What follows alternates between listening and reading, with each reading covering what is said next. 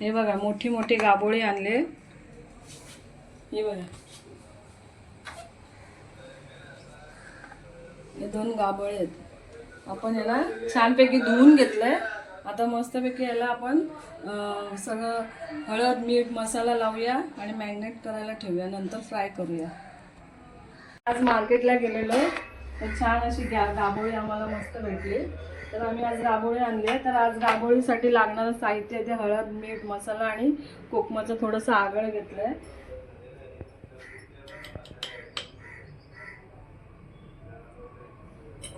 आता हे सगळं एकत्र करून घेऊया, मिक्स करून। हे बघा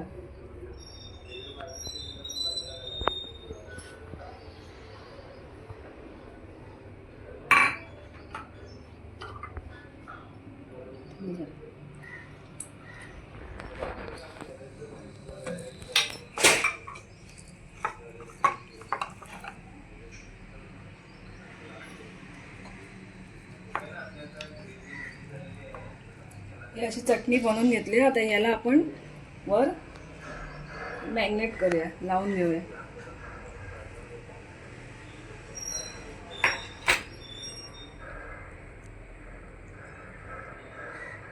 हे घट्टसरच मी तयार केलंय, म्हणजे लावायला पण बरं पडतं आणि त्याला पाणी नाही सुटत जास्त। असं मस्त अशी त्याला मॅरिनेट करून घ्यायचं, दोन्ही साईडने अलगद हळू उचलायची अशी।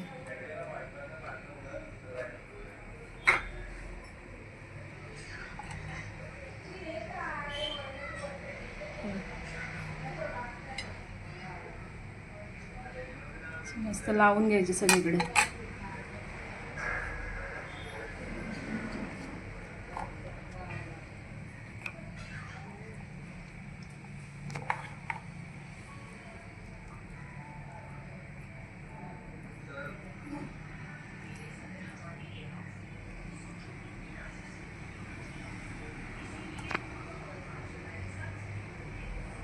लावून घेतली ना की ते असं त्याला मॅरिनेट करायचं, मग मस्त त्याला अशी टेस्ट पण येणार आणि थोडं मॅरिनेट करून ठेवून द्यायचं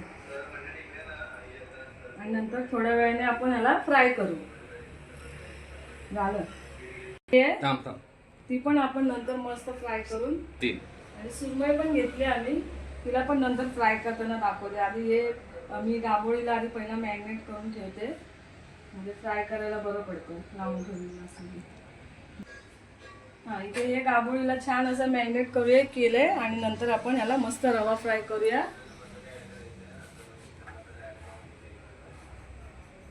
छान असे मॅरिनेट करून ठेवले।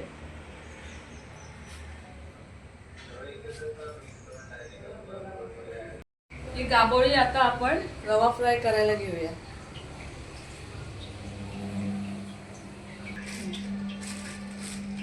इथे रवा घेते मी,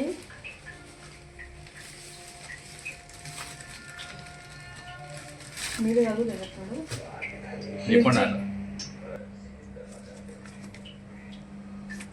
घातलंय ना तव्यावर तापायला।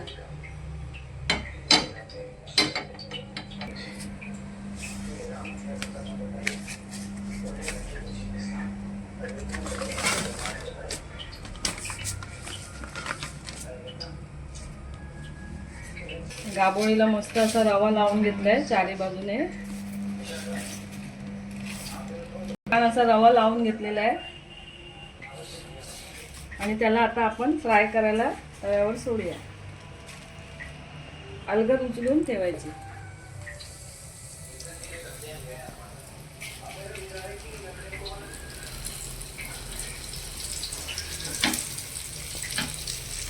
पोळी रवा लावून त्याला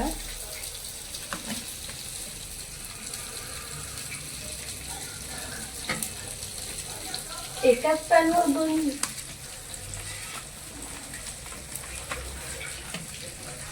हे असं अलगद पेपराने लावून घ्यायचं, पेपरवर ठेवून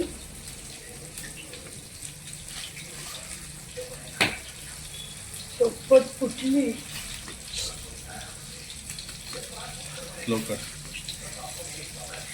गॅस थोडा स्लो ठेवायचा।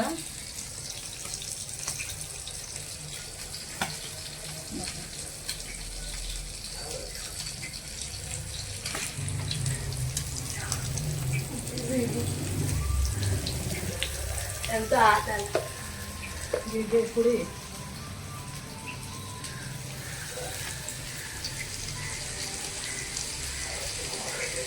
गाभोळी आता अशी छान आपली रवा फ्राय होते आणि मस्त घमघमाट पण सुटलाय. गाभोळी फ्राय झाल्यावर तुम्हाला मी दाखवते खाऊन. ही गाभोळी आता एक साईडने फ्राय करून झाली. आता ही दुसरी साईड पलटून घेतली. ही टाइम लागेल का?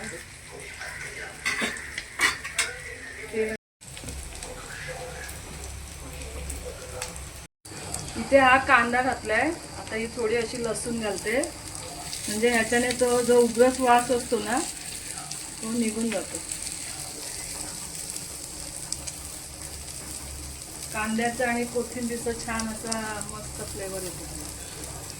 तर ही अशी आहे रेडी आपली गाभोळी फ्राय. तर तुम्हाला ही रेसिपी आवडली असेल तर लाईक, शेअर आणि सबस्क्राईब करा. तर अशी ही आपली गाभोळी रवा फ्राय झालेली आहे. तर ही रेसिपी तुम्हाला आवडली असेल तर लाईक शेअर आणि सबस्क्राईब करा. बाय.